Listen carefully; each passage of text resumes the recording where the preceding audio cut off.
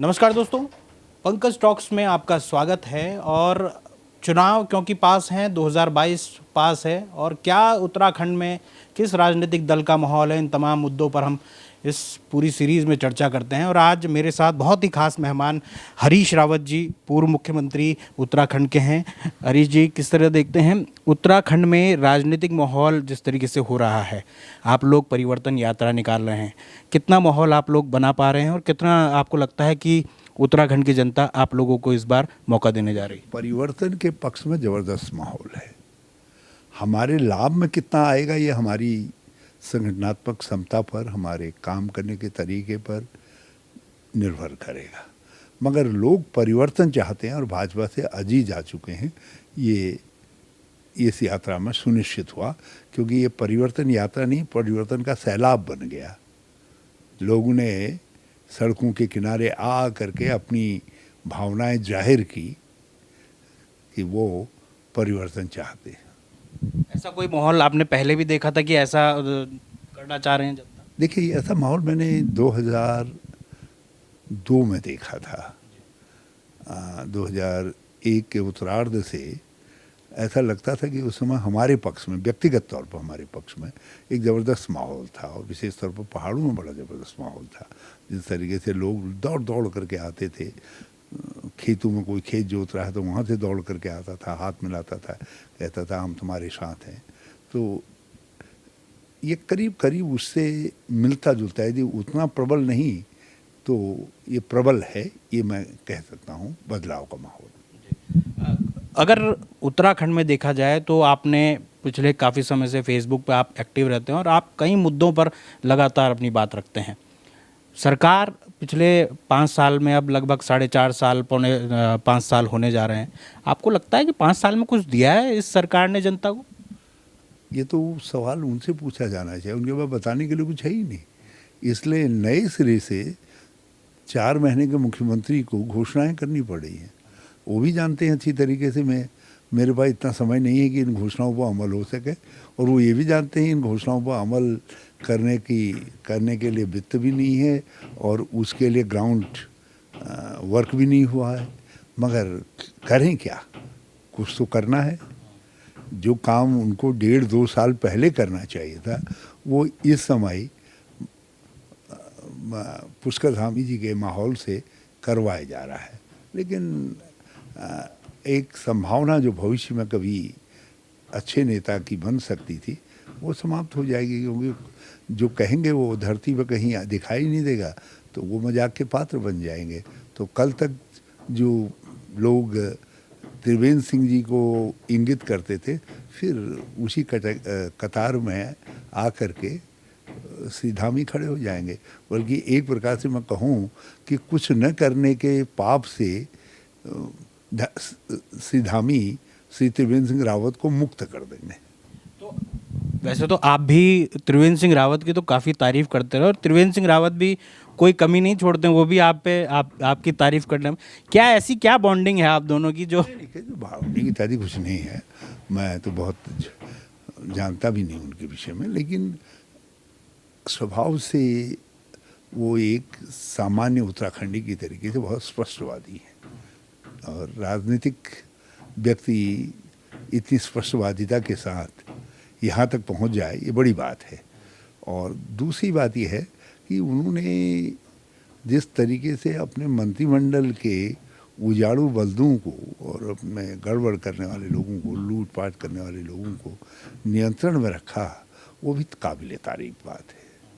हाँ, बल्कि इनमें से कुछ लोगों को तो काबू में रखने में मैंने अपने हाथ छील दिए।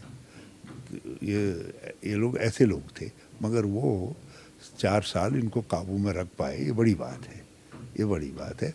तो शैतान को भी जो है, यदि उसमें गुण है तो उस गुणों के लिए शाबाशी दी जानी चाहिए। तो त्रिवेंद्र सिंह जी तो इंसान हैं, तो इसलिए हमने उनके इस बड़े गुण के लिए कि उन्होंने राज्य के हित में ऐसे लोगों को गलत काम नहीं करने दिए, यथासंभव उनको रोका। और उनका मंत्रिमंडल उनका मुख्यमंत्री पद जाने का एक कारण भी यही रहा। इन लोगों ने एक दबाव ग्रुप के तौर पर काम किया, और भाजपा नेतृत्व भी अब ये समझ रहा है कि हम जिनको लाए थे कांग्रेस से, ये लोग हमारे लिए एक ऐसे बर्डन पैदा हो गए हैं जिनके कारण हमको एक मुख्यमंत्री को सेक्रीफाइस करना पड़ा।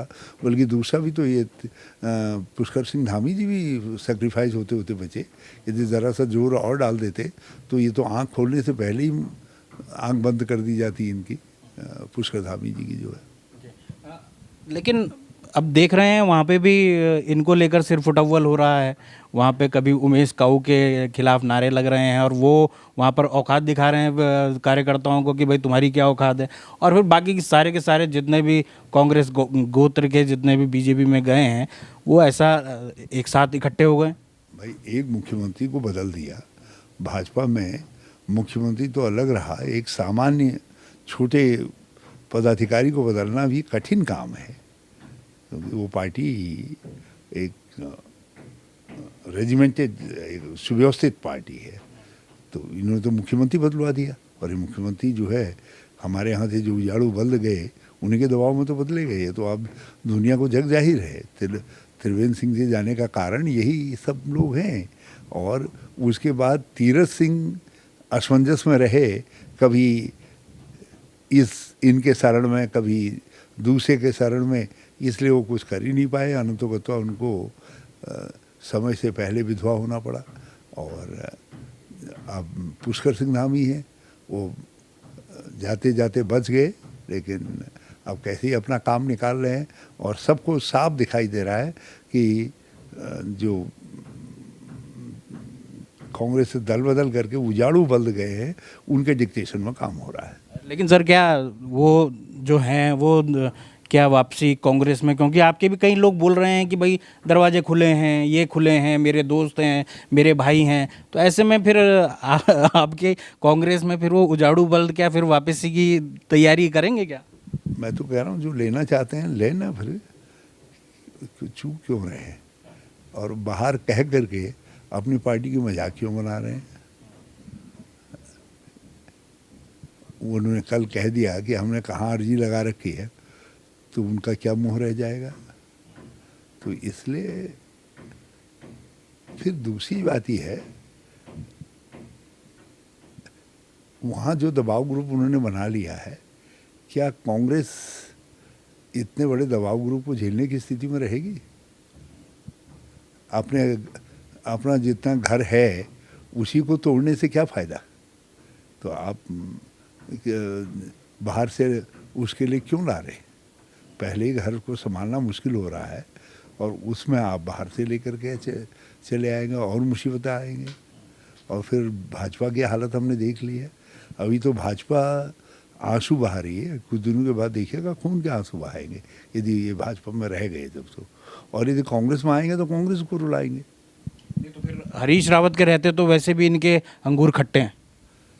अब वो अलग बात है, इनके अंगूर तो वैसे भी खट्टे हैं। अब ये भाजपा में रहें या कांग्रेस में रहें, अंगूर तो खट्टे हैं, मगर इनके एक दबाव ग्रुप की हैसियत है, उसके नाते ये अपने निजी फायदे और निजी स्वार्थ की पूर्ति कर सकते हैं। राव जी, एक दूसरी सबसे बड़ी बात यह है, क्योंकि बेरोजगारी एक बेहद महत्वपूर्ण मुद्दा है इस 2022 के चुनाव में भी। इस पूरी सरकार के दौरान अगर देखा जाए तो रोजगार के को लेकर काफ़ी सवाल भी खड़े हुए। आप लोग इसको किस तरीके से उठा रहे हैं, और जनता जो और ख़ास तौर पर युवा वर्ग को आप लोगों का क्या एश्योरेंस है इसको? देखो, ये बहुत गंभीर मामला है। इन्होंने सत्ता में आने के साथ ही रोज़गार को महत्व देना चाहिए था। जो पद खाली हो रहे थे उनको भरना चाहिए था। हमने निरंतरता बनाए रखी। मैंने आते ही पहला इंटरव्यू, पहला वो 3 महीने के अंदर करवा दिया था। तो पब्लिक सर्विस कमीशन तक के मैंने इम्तिहान करवाए, क्योंकि ये ऐसे पद हैं जिनकी राज्य को ज़रूरत है। आप भरेंगे नहीं। अब इन्होंने भरा तो है नहीं अभी तक। अब पाइलअप हो गए, करीब 22-24 हज़ार पद खाली पड़े हुए हैं। दूसरी तरफ बड़े पैमाने पर उपनल कर्मी और दूसरे लोग हैं। अब उस मामले को सेटल नहीं हो रहे। हमारे समय में हम सेटल कर रहे थे। कुछ उपनल के कर्मचारी उस समय राजनीति में आ गए, उनको भाजपा वालों ने और बल्कि कुछ हमारे जो इधर से गए थे उन लोगों ने गलत आश्वासन दिया, हम सब ठीक कर लेंगे, तुम चिंता मत करो। वो ठीक करने में वही ठीक हो गए बेचारे। इनके पास जो सॉल्यूशन उन्होंने निकाला था वही सॉल्यूशन, वो विधि सम्मत सॉल्यूशन था। अभी तक सारे उपनल कर्मी रेगुलराइज हो गए होते यदि उन्होंने उस समय मेरा सुझाव मान लिया होता। तो खैर बहरहाल हम उसके लिए उनको दोष नहीं देना चाहेंगे। हम ये चाहेंगे कि उनके समस्या का भी समाधान हो और साथ साथ जो रिक्त पड़े हुए पद हैं वो पद भरे जाए। स्वरोजगार की एक पूरा स्टडी के आधार पर, अध्ययन के आधार पर कार्य योजना बनाई जाए, उस पर काम हो। अब ऐसा नहीं है कि हम स्वरोजगार में एक चीफ मिनिस्टर ने कह दिया 7 लाख लोगों को स्वरोजगार देंगे। अरे 7 लाख लोग हैं कहाँ, हाँ, लेकिन कह दिया स्वरोजगार देंगे। उसमें मनरेगा के सारे वर्कर्स को जोड़ लिया आपने, हाँ। तो ये स्वरोजगार की योजना बनाए। और हमने ये तय किया है कि हम सत्ता में आएंगे तो पहले साल ही जो है हम ये रिक्त पदों को भरना प्रारंभ कर देंगे। फिर हम स्वरोजगार की कार्य योजना बनाएंगे। जो उसमें भी नहीं आ पाएंगे तो 3 साल यदि बेरोजगार रहते हैं तो उनको न्याय योजना के तहत हम बेरोजगारी भत्ता देंगे। क्योंकि नौजवान में निराशा आएगी। एक 25, 26, 30 साल, 35 साल के व्यक्ति में यदि निराशा आती है तो वो समाज के लिए बड़ा नुकसानदायक स्थिति होती है। तो इसलिए हम किसी भी हालत में नौजवान और जवानी को निराश नहीं होने देंगे। और हमारा रिकॉर्ड पहले भी ठीक रहा। हमने तो 32,000, ये तो 4.5 साल 5 साल में नहीं भर पाए, मैंने तो 32,000 लोग 3 साल के अंदर सरकारी मुलाजिम बना दिए। एक बेहद महत्वपूर्ण, क्योंकि जब 2017 का चुनाव हो रहा था या फिर उस समय जब कन्वेंसिंग और जो पूरे भाषणबाजी चल रही थी, तब 2 मुद्दे काफ़ी उठे। एक थे कि हम ऑल वेदर लाएंगे, हम ऑल वेदर बनाएंगे, और उसके अलावा रेल का मुद्दा था। ये तमाम मुद्दे थे जिसकी वजह से हो सकता है कांग्रेस की सरकार गई हो। क्या आपको लगता है इस बार वो तमाम मुद्दे गौण हो जाएंगे? नरेंद्र मोदी जो एक कल्ट की तरह सामने आ रहे थे कि भाई ये एक बहुत बड़ा चेहरा है और इस बार पूरा माहौल, क्या आपको लगता है इस बार फिर आप लोगों को उससे जूझना पड़ेगा? आप सत्यता को झूठ से ज़्यादा समय तक नहीं ढक सकते। जैसे बादलों से सूरज हमेशा के लिए नहीं ढका जा सकता, तो उसी तरीके से सत्यता भी नहीं ढकी जा सकती। रेल लाइन की स्वीकृति नेशनल प्रोजेक्ट के रूप में डॉक्टर मनमोहन सिंह जी के कार्यकाल में हुई। उसका शिलान्यास यहाँ करने एंटनी साहब आए सोनिया जी की तरफ से जो है, और तब ये प्रोजेक्ट सौंपा गया, सब पैसा एडवांस में दिया गया, बजट का प्रोविज़न किया गया। हाँ, ऑन गोइंग प्रोजेक्ट के रूप में ये सरकार ने भी उस काम को आगे बढ़ाया, बंद नहीं किया। ये श्रेय इनको जाता है। दूसरा जो है, जो ऑल वेदर रोड का है, ये ऑल वेदर रोड नहीं है, ये 4 धाम यात्रा सुधार मार्ग है। आप पूरे रास्ते पर जाइए, बोर्ड अभी भी वो लगे हैं। ये मेरे समय में इसका डीपीआर बना था और मेरी अध्यक्षता में इसका लोकस्रोटन हुआ था। लोकस्रोटन प्रधानमंत्री जी ने किया था, नरेंद्र मोदी जी ने किया था, और उसमें नितिन गडकरी जी भी मौजूद थे। तो इन्होंने उसको श्रेय कहीं हरीश रावत की तरफ न जाए कि भाई ये ऐसी सड़क दे गया, तो इन्होंने उसका नाम ऑल वेदर रोड रख दिया। और उसकी आड़ में जिस रोड को हमने less cutting, maximum filling, maximum width के सिद्धांत पर डिजाइन किया था, उसको इन्होंने कटिंग पैराडाइज बना दिया। पहाड़ों को काटे जा रहे और वहाँ से मलबा लेकर के नीचे नदी में लुढ़का दे रहे। तो हमारा पहाड़ ऊपर भी अस्थिर हो रहा है, नीचे भी अस्थिर हो रहा है। इन्होंने इस ऑल वेदर रोड को उत्तराखंड कष्ट रोड में बदल दिया है इस समय। अब 10-12 साल तक हमको कष्ट ही कष्ट भुगतने पड़ेंगे। तो ये जो स्थितियां हैं जिससे बचा जा सकता था, दोनों काम हो सकते थे। इन्होंने दोनों, ठेकेदारों को क्या चाहिए था, जब सैया भये कोतवाल तो डर काहेगा। भाजपाइयों को ठेके मिल गए, 100-100, 150-150 करोड़ के कहाँ से गुजरा, कहाँ से ठेकेदार आए हैं, ज़रा से देखे तो लिस्ट बना करके। यहाँ के लोगों को किटकंदार बना करके उनसे काम करवा दे, उनका पेमेंट भी नहीं किया है। कई लोग तो जो है बेचारे हैंड टू माउथ हो गए हैं। मैं एक व्यक्ति को जानता हूँ जो कल तक ठेकेदारी करता था, आज किसी की मुंशीगिरी करने का काम कर रहा है। तो ये जो हालात इन्होंने बना दी इस ऑल वेदर रोड के नाम पर, ये ऑल लूट रोड में बदल दी है। एक दूसरी बात यह है कि जिस तरीके से पूरा मौसम की वजह से और लगातार बारिश की वजह से हालात आप ऑल वेदर में देख लीजिए तो हर जगह तो टूट रही है, तो फिर और एक बार नितिन गडकरी जी कहते हैं एक बार बन जाएगी तो 200 साल नहीं टूटेगी, तो आप इसको किस तरह देखते हैं? देखो, जो भौगोलिक बनावट है उसमें नितिन गडकरी जी क्या करेंगे? आपने इतनी डीप कटिंग कर दी है, पहाड़ जो स्टेबलाइज कर दिया है आपने, नीचे की तरफ को मिट्टी लुढ़कान से या पत्थर लुढ़कान से खड्डे बन गए हैं, गहरी घाटियाँ बन गई हैं। आप गंगा में जो है 1/4 इस एरिया के अंदर नया मलबा ला करके मिट्टी गाद इत्यादि सब भर दिया है। तो इससे कई तरीके के नुकसान हुए हैं इन्वायरमेंटल जो है, और जिसको समझते हुए कई इन्वायरमेंटलिस्ट बहुत चिंतित है। ये भाजपा ने महापाप कर दिया कि 4 धाम यात्रा सुधार मार्ग को इन्होंने all weather cutting road, money लूट, जेसीबी रोड, पोकलैंड रोड में बदल दिया है। रावत जी, आप जब मुख्यमंत्री थे आपने कई ग की बात की थी, गांव की बात की थी, आपने गाय की बात की थी, और आप किस तरह देखते हैं इस बार जो, अगर जैसा आप कह रहे हैं कि जनता का मूड है कांग्रेस को लेकर, आपको लगता है कि आपकी जो वो तमाम चीज़ें थी उसको आप आगे लेके जाएंगे? हमने इसीलिए कहा था उस समय गंगा, गाय, गहत, गलगल, गन्ना, हमने गडेरी, हमने वो सब चीज़ों की बात कही थी जो है यहाँ की ज़मीन की प्रोडक्ट है। इसीलिए हमने गंगा गाय योजना शुरू की, इसी के लिए हमने गहत आदि ये मोटे अनाजों की मार्केटिंग प्रारंभ करवाई, इसीलिए हमने गन्ने का मूल्य इतना बढ़ाया कि और उसकी पैदावार बढ़े, उसकी ईल्ड बढ़े, उसके लिए बीज बदलाव का कार्यक्रम चलाया। तो इन्होंने सारे कार्यक्रम रोक दिए जो यहाँ के गेम चेंजर हो सकते थे, उन चीज़ों को इन्होंने समझने का प्रयास ही नहीं किया। यदि ये इन छोटे छोटे प्रयासों में लगते तो बड़ा नाम कमाते। हम तो बुनियाद डाल करके गए थे, फ़ायदा इनको बनता। बनी हुई बुनियाद में इमारत खड़ी करने में क्या देर लगती।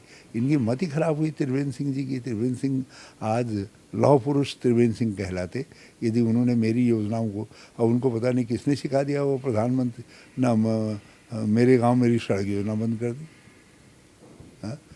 मेरा पेड़ मेरा वृक्ष वाला योजना बंद कर दी, वाटर बोनस बंद कर दिया, दुग्ध बोनस बंद कर दिया। जो नुकसान इनको भी व्यक्तिगत तौर पर हुआ और उससे नुकसान उत्तराखंड को भी हुआ। आपने अगर कहा जाए तो चुनाव अभियान की शुरुआत जय गणेश से शुरू की, उसमें भी बीजेपी वालों को काफ़ी मिर्ची लगी यार, किस तरह देखते हैं आप? यार हमारे सब घर गांव में गणेश पूजा के बिना कुछ होता है? तुम्हारी शादी बिना गणेश पूजा की हुई, मेरी शादी बिना गणेश पूजा की थोड़ी हुई। तो बच्चे का नामकरण गणेश पूजा के बिना होता है? यहाँ गाय के बछड़े का नामकरण भी जो है बिना गणेश पूजा के नहीं होता है। तो ये जो सब चीज़ें हैं गणेश के चारों तरफ हैं। तो हमने शिवरात्रि का सावन का महीना था, कौन उत्तराखंडी है जो सावन के महीने में शिव भक्त नहीं हो जाएगा? तो यदि मैं भी थोड़ा शिव भक्त हो गया तो भाजपा वालों को काहे की मिर्च लगी हुई है? और फिर अब हमने थोड़ी कहा, गणेश के माता पिता की समझदारी थी कि उन्होंने गणेश नाम रख दिया बेटे का। अब हम तो जय गणेश वाले हैं, जय श्री गणेश वाले हैं। हम गणेश गोदियाल वाले तो बहुत बाद में हैं, जय श्री गणेश वाले हैं।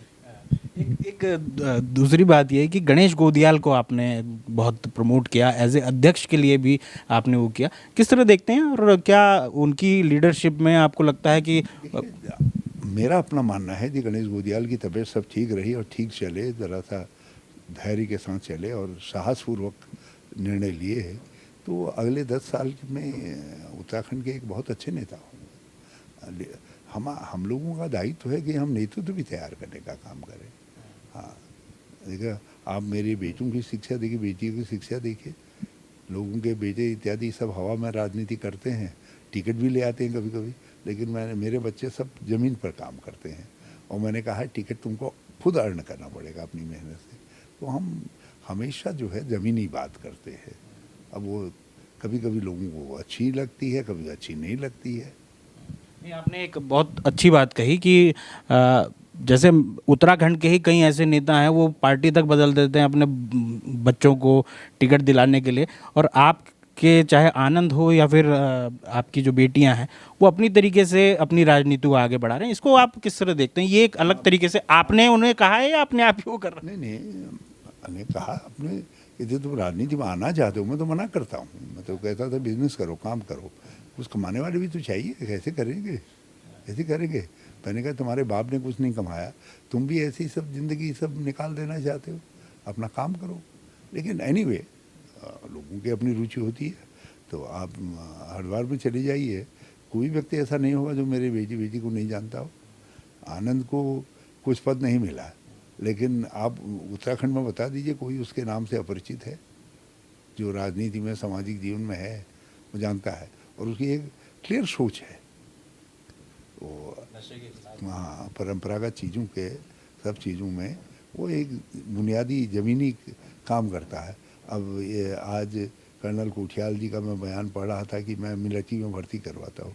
आनंद इस काम को पिछले 8 साल 9 साल से करवा रहा है, बल्कि उसने, मैं जिस वक्त मुख्यमंत्री था मुझको इन्फ्लुएंस किया। मैंने हर कॉलेजों में जो है मिलिट्री के रिटायर्ड लोगों को भेजा। मैंने कहा भाई तुम लेक्चर दे करके बच्चों को सिखाओ कि किस तरीके से फिजिकल फिटनेस रखी जा सकती है। तो ये वो तो बहुत दिनों से काम कर रहा है। एक बड़ा कार्यक्रम है उसका, रोजगार अलर्ट का। रोजगार पत्रिकाएं ला करके उनको लोगों को भेजता है, गांव घरों के लोगों बच्चों को। और मैंने उनसे कहा कितना, बोला पापा यदि 10,000 को हम भेजते हैं, 10,000 में 100 को भी लाभ मिल रहा है, कम से कम 100 घरों में तो खुशी आ रही है। तो अपना दृष्टिकोण है उसका। आपने सही कहा, अपना दृष्टिकोण है, लेकिन आपकी पार्टी के अंदर भी कुछ लोगों का दृष्टिकोण है। हरीश रावत जब फ्रंट से लीड करना चाहते हैं, आपने कल परसों एक पोस्ट भी लिखा था कि भाई मैं जो करना चाहता हूं वो शायद नहीं हो पा रहा है। क्या आपको लगता है कि शायद आप अगर मुख्यमंत्री के रूप में आपको प्रोजेक्ट किया जाए तो आप ज़्यादा महत्वपूर्ण उससे कर सकते हैं, और इधर गणेश गोदियाल, उधर प्रीतम सिंह है, तो आपको लगता है कि आप ढंग से पार्टी को या फिर कार्यकर्ताओं को एनर्जाइज नहीं कर पा? देखिए, 2 चीज़ें बिल्कुल साफ हैं। मैं होऊंगा जब तो मुख्यमंत्री होऊंगा, नहीं तो कांग्रेस का कार्यकर्ता के तौर पर काम करूंगा, नंबर 1। उसमें कोई वो नहीं है। और मैं दोनों रूपों में समान रूप से एडजस्ट होता हूँ। मेरी कार्यकर्ता के रूप में भी आपने कभी कोई अंतर नहीं देखा होगा, और जो मुख्यमंत्री था तब भी कोई अंतर नहीं देखा होगा। उसी प्रकार से काम करने की बात जहाँ तक है, मैं चाहता हूँ डिलीवरी होनी चाहिए, काम होना चाहिए। तो आप समय भी किल करें और उसका असर न दिखाई दे, तो उस असर दिखाई दे उसके लिए मुझ जैसे लोगों को, जो लोग त्वरित तरीके से निर्णय लेते हैं, काम करते हैं, उनको थोड़ा फ्रीडम तो देनी ही पड़ती है। उसका लाभ पार्टी को मिलता है। सर, किस तरीके की फ्रीडम? बहुत सारे काम करने की फ्रीडम, एक्शन लेने की फ्रीडम, बात करने की फ्रीडम। हम बहुत सारी बातों को त्वरित रूप से सामने आती हैं, उस पर अपना निर्णय लेते हैं, और यदि उसी निर्णय को हम कहीं लिखने लग जाएं तो पता चला महीनों टल गया, तो उससे समाज और देश को नुकसान होता है। तो इसलिए कोई अच्छा आइडिया आ रहा है तो उसको तत्काल इम्प्लीमेंट करना पड़ता है। तो ये कुछ मेरी खासियतें हैं, उनको मैं केवल इसलिए नहीं बदल सकता कि कुछ लोगों को पसंद आ रहा है ना पसंद आ रहा है। वो मेरी खासियत है, मैं बचपन से वैसे ही काम करता रहा हूँ। तो आप खाक बदलेंगे इस उम्र में आकर? नहीं, तो आप जो चुनाव अभियान समिति के उसमें, तो आप उसमें फैसले लेने में सक्षम नहीं हो पा रहे हैं? नहीं, लोगों को थोड़ा दिक्कत है कई मामलों में, कुछ मामलों में हम तो फैसला ले ही लेते हैं, लेकिन लोगों को दिक्कत है। तो मैं चाहता हूँ पार्टी उन दिक्कतों का समाधान कर ले, बात कर ले, उसे समाधान कर ले, और यदि हम कुछ सुधार सकेंगे तो सुधर जाएंगे, नहीं तो रास्ता बना देंगे, कहेंगे भाई आप आओ करो। जिस तरीके से आपको लेकर कार्यकर्ताओं में, कांग्रेस के कार्यकर्ताओं में एक माहौल है कि भाई हरीश रावत फिर मुख्यमंत्री के रूप में आने चाहिए, लेकिन आपकी पार्टी के ही कई ऐसे चेहरे हैं जो झुंड बना के या फिर एकजुट होकर कि हरीश रावत को कैसे रोका जाए इस तरीके की कोशिशें करते हुए नजर आते हैं। तो क्या आपको लगता है कि ये इससे आपको नहीं लगता कि बीजेपी को ज़्यादा फायदा हो रहा है, फिर कांग्रेस को क्या फायदा है? मैं तो एक बात जानता हूँ, मेरी चिंता छोड़ो, तुम्हारी बर्बादी के चर्चे भी हैं आसमां में। यदि लोग ये महसूस करने लग जाएं कि कुछ लोग किसी का रास्ता रोक रहे हैं, तो फिर लोग आगे आते हैं उसके लिए रास्ता साफ करने के लिए। तो ऐसे लोगों को मेरा रास्ता रोकने के कारण नुकसान न हो, ये ज़रूर मेरी भगवान से प्रार्थना है। लेकिन सर एक बात और है, अंतिम सवाल मैं इससे ज़्यादा पूछूंगा नहीं। आपके ही जो बहुत करीबी लोगों में से ज़्यादातर जो करीबी थे वो आज आपके कहा जाता है कि रास्ते में रोड़ा अटकाने की कोशिश करते हैं। उसमें मैं भले ही उनका नाम ना लूं, लेकिन आप भी उनको जानते हैं। नहीं है, जिसमें लोगों को, हर किसी को, यदि कोई व्यक्ति नंदा देवी की चोटी पे चढ़ गया है तो कोई ज़रूरी थोड़ी है नंदा देवी तक जिस लाठी को लेकर के चढ़ा है उसी लाठी को लेकर के वो एवरेस्ट में भी चढ़े। हम तो चाहते हैं वो एवरेस्ट में चढ़े लोग, हमारी शुभकामनाएं हैं। कम से कम लोग ये तो कहेंगे कि भाई इसको नंदा देवी तक तो हरीश रावत ने चढ़ाया करके।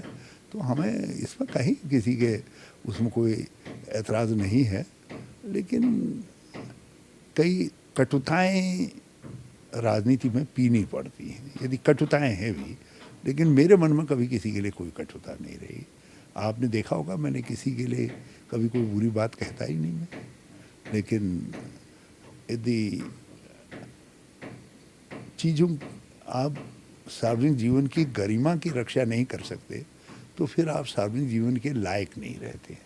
तो मैं एक ही सीख ऐसे लोगों को देना चाहूँगा कि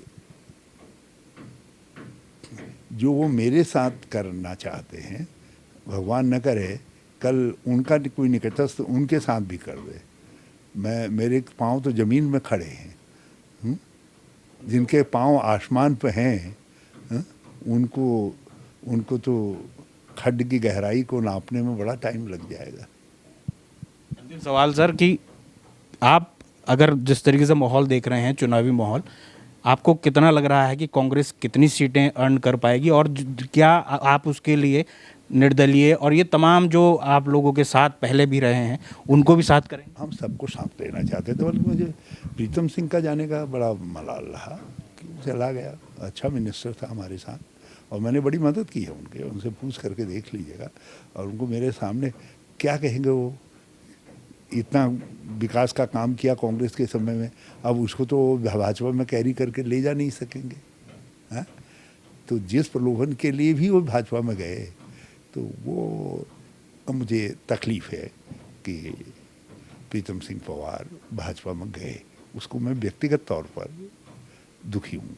और थोड़ा सा मैं अपने को भी कोस रहा हूँ। वो कई बार मुझसे बात करने का हम तय करते थे, लेकिन मेरी व्यस्तताएं इतनी हो गई है पंजाब और दिल्ली की वजह से, कभी नहीं कर पाया बात में जो है। तो जो भी है, बहरहाल जहाँ हैं सुखी रहें। नहीं तो कितनी सीटें आप मान रहे हैं उत्तराखंड में कांग्रेस की? भाई मैं तो कह रहा हूँ, यदि दाता देना चाहता है तो इतना दे देना कि ये सुबह शाम गिनने के झंझट से मुक्ति रहे। जो भी मुख्यमंत्री है, छोटा राज्य है, यदि ज़्यादा मुख्यमंत्री को गिनने में ही टाइम लगा रहेगा, हर बार डरा रहेगा, क्या निर्णय कर पाएगा?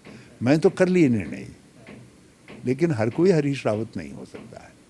दिक्कतें आएंगी लोगों को। यदि लोगों को बहुमत की सरकारें चलाने में दिक्कत आ गई, इतनी अपार बहुमत की। हाँ, मैंने तो जो है सभी परिस्थितियों में चला ली, लेकिन लोगों को यदि लगता है कि कांग्रेस आनी चाहिए तो फिर कांग्रेस को इतना सपोर्ट देना चाहिए कि कांग्रेस अच्छे बहुमत के साथ अच्छे फैसले कर सके। और न करे जब तो कांग्रेस को रिजेक्ट करने का अधिकार तो जनता के पास है। उसी तरीके से यदि लोग समझते कि हरीश रावत मुख्यमंत्री होना चाहिए, तो फिर अब तुम सब कांटे वो दोगे तो फिर मैं फूल कहाँ से उगाऊंगा उसमें भाई? है? तो इसलिए ये जनता के हाथ में है इस समय, वो क्या फैसला लेते हैं।